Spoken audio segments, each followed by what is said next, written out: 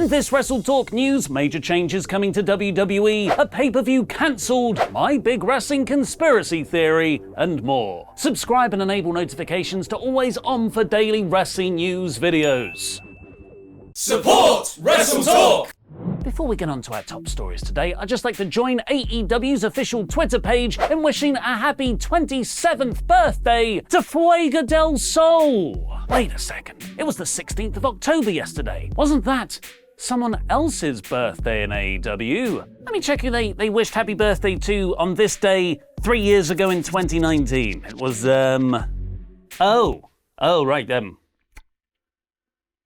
yeah, okay.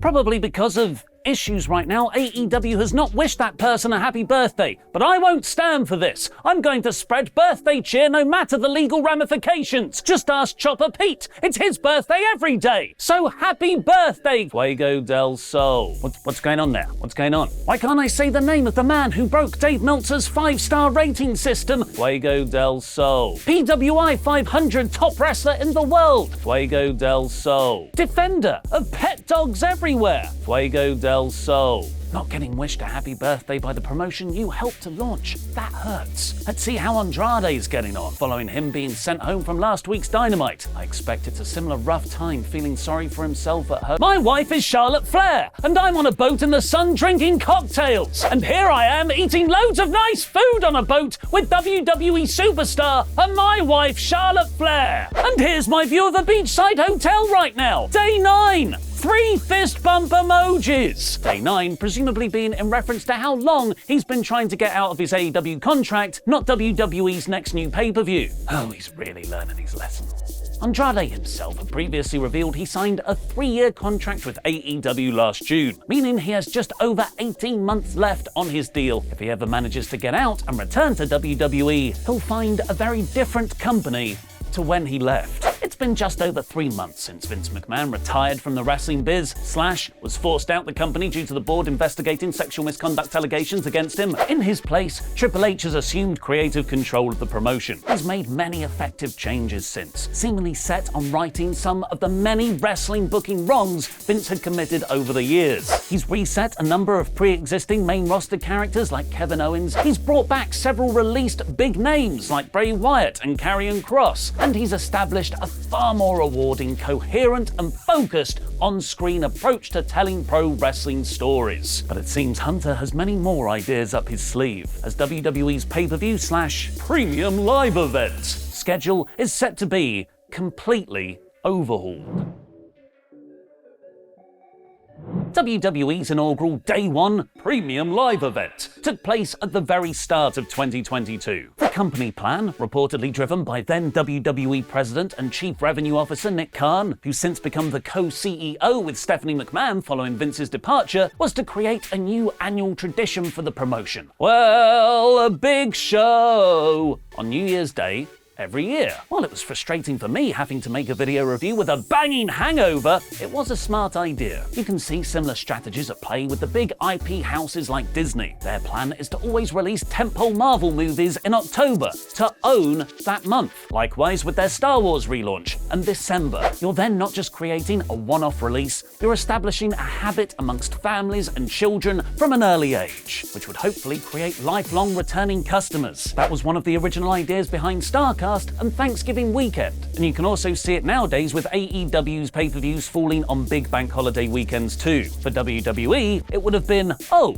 it's New Year's Day, let's go see the WWE show like we always do. But now it seems the idea of Day 1 is just going to end up being that one day where that one thing once took place. F4W Online have written that the Premium Live event was scheduled for the 1st of January 2023 from the same venue as the previous year, the State Farm Arena in Atlanta, Georgia. However, this clashed with major football games in Atlanta on New Year's Eve and Day. Apparently, WWE were considering rescheduling the event, which would be weird considering the title of the show is also kind of the date it's meant to take place on, and tickets were originally meant to go on sale 3 weeks ago on the 23rd of September. WrestleNomics is now reporting, though, that the Day 1 show isn't being rescheduled, it's being completely cancelled. and it's been removed from their calendar. This means that currently there are no premium live events scheduled between November 26th's Survivor Series and January 28th's Royal Rumble. That's 63 days, a full 2-month cycle between pay-per-views. To my knowledge, that's the longest WWE have gone between major shows since 1994, back when they only ran the Big Five of the Rumble, WrestleMania, King of the Ring, SummerSlam, and Survivor Series, and just before they introduced monthly pay-per-views with the In Your House format, a monthly B-show format that is widely seen as one of WWE's greatest innovations, providing it more consistent and increased revenue during the tough pre-Attitude Era years of the mid-90s. This comes at the same time Brian Alvarez has reported WWE is making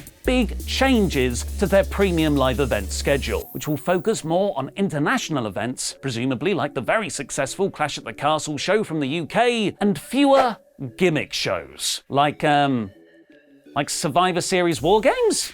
It's a fascinating change of direction for WWE's top executives, Triple H, Nick Khan, and Stephanie McMahon, essentially breaking with over 25 years, a quarter of a century of pretty much doing the same thing. The regime change in WWE has provided an opportunity to really recalibrate the whole company strategy, as AEW has shown with their 4 to 5 big shows a year, and the changing nature of the wrestling business, which has a far bigger focus now on TV ratings and streaming deals. These days, less in terms of major events might really be more, and that fits with Triple H's own tastes being more of a traditionalist. He loves tag team wrestling, he loves slowly built feuds, he probably loves gimmick matches being used when it makes sense for the story too, not just because you've got WWE Hell in a Cell next month. And that's where the fewer gimmick shows idea is really exciting. For over a decade, ever since TNA Lockdown, where every match on the show took place in a steel dome cage, ruined wrestling storytelling, there's been heavy criticism against gimmick shows like Extreme Rules or Hell in a Cell or Tables, Ladders, Chairs and Stairs.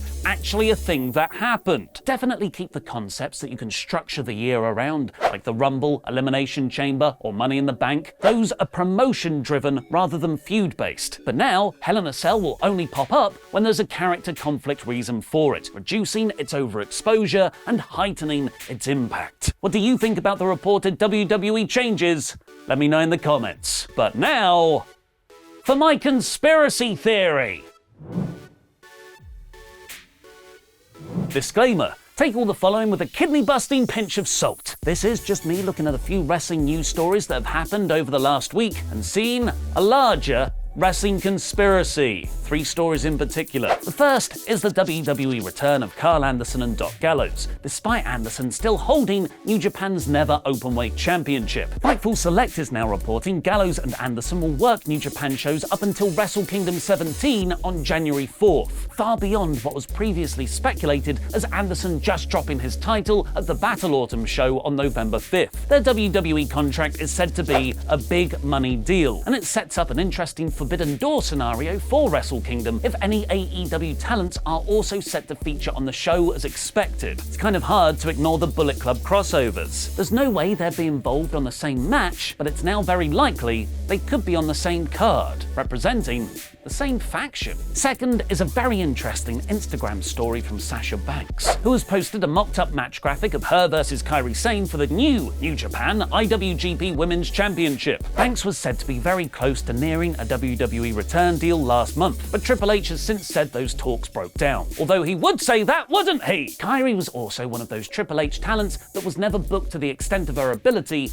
under Vince McMahon. If Kairi becomes the inaugural champion on the 20th of November show, Banks could be a high-profile Wrestle Kingdom opponent. This follows WWE referencing Banks on commentary for the first time since her walkout. And the third is current WWE star Rey Mysterio sending a video message to the weekend's Triple Mania show for its 30th anniversary celebration. Funnily enough, New Japan absolutely hates AAA. Mysterio was a part of the original show in 1993. So here's my conspiracy theory. Triple H is slowly and subtly undermining AEW's position as the international wrestling promotion. Similar to the overhaul of the pay-per-view structure, Vince leaving means WWE no longer has to be a closed shop, refusing to work with or just plain being confrontational to any other wrestling promotion. Triple H has already shown he sees value in interpromotional relationships, relationships, like bringing in Jushin Thunder Liger for NXT in 2015 and letting his commentary team over the recent months be far more open about wrestling existing outside WWE.